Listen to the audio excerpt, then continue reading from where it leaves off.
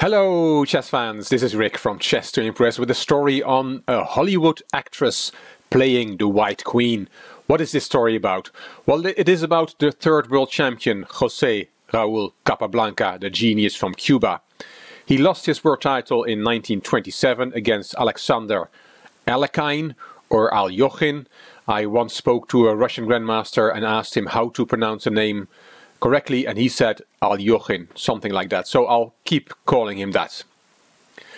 But Capablanca wanted a rematch. In those days there was no candidates tournament.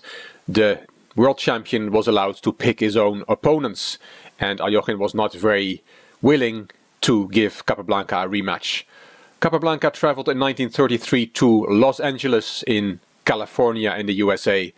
One of the reasons he went there is to get publicity and possibly funding for this rematch against Alyoshin.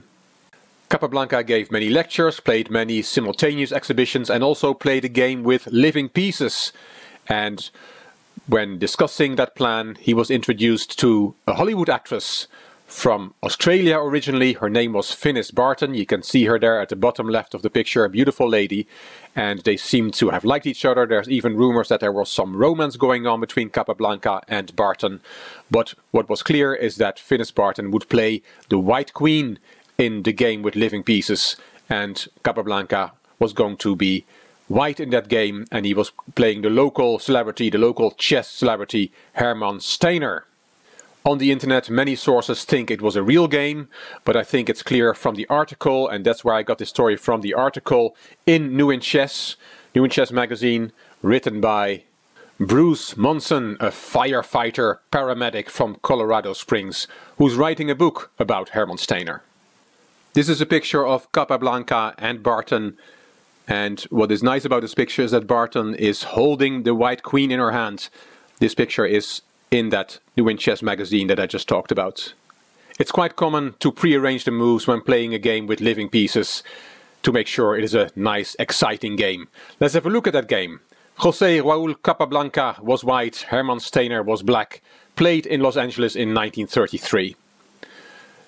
e4 from Capablanca, e5, knight f3, knight c6, knight c3, knight f6, the four knights opening, bishop b5, bishop b4, both players castled, d3, d6, bishop g5, all played before and after, bishop takes c3, b takes c3, and now queen e7 is the main move, and then white can continue with rook e1, which is the most popular move, but in this game they agreed to let Steiner play knight c6 to e7, knight h4, c6 kicking the bishop, bishop back to c4, and now d5 has to be played, and the position is about equal, but here they let Steiner play the move bishop e6, and that is a bad move.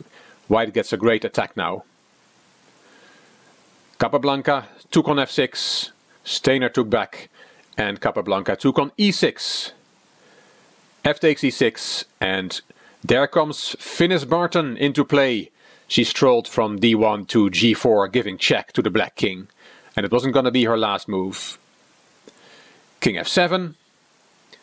And f4. Rook g8 attacking Finis Barton. She went to h5, giving another check. And if you now interpose the knight, there is f5. And this knight is pinned. So Steiner went to g7. F takes e5, and if you take back with the f-pawn you get checkmated by Finis. Rook f7 check, king h8, and queen takes h7, or rook takes h7 is checkmate. So after f takes e5, Steiner took back with the d-pawn, and now a beautiful move, a beautiful rook sacrifice.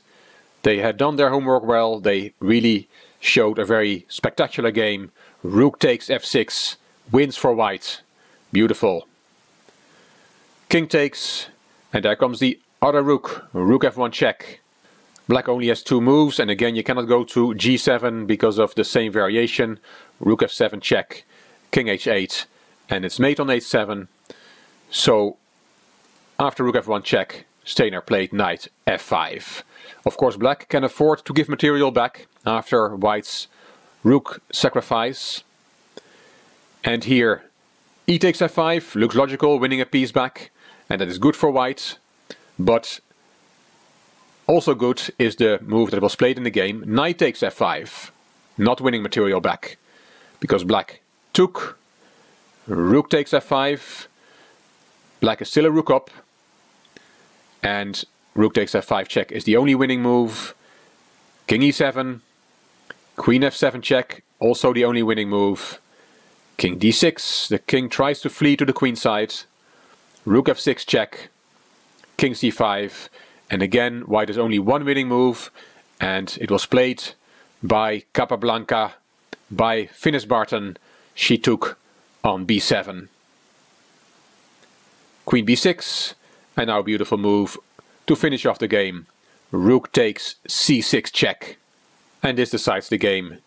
If you go to b5 with the king, then white simply takes the black queen, and after a takes b6 he can take on h7, and white has 5 extra pawns and black cannot even take on a2, taking a pawn back, because then that rook remains unprotected. But the game was finished in a different way. Instead of playing king b5 check, black played queen takes c6, and now black is 2 rooks up, but that doesn't matter when there is a checkmate in 1 on the board. Queen b4, checkmate.